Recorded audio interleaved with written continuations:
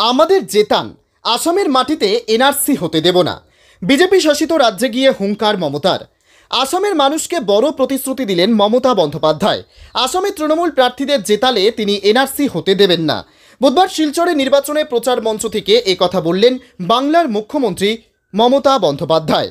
বক্তব্যের শুরুতেই গড়গড় করে অসমিয়া এবং নাগাল্যান্ডের ভাষায় কথা বলতে শোনা যায় মমতাকে।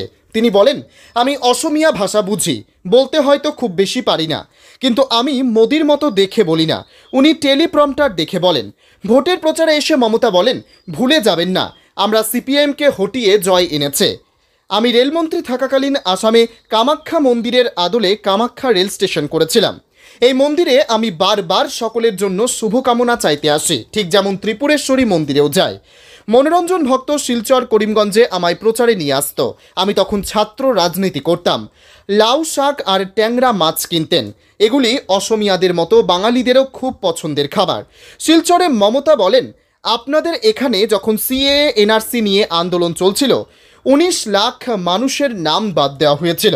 তার মধ্যে প্রচুর সংখ্যক বাঙালি ছিল। সেই সময় আমি আপনাদের পাশে ছিলাম। কলকাতায় রোজ মিছিল মিটিং করতাম। আমি আপনাদের আন্দোলনের কথা জানি।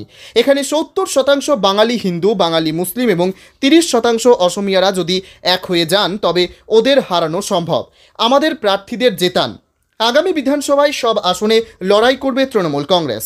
আর আমরা জিতলে এনআরসি তুলে দেব। সিএএ হবে না, ইউসিসি হবে না।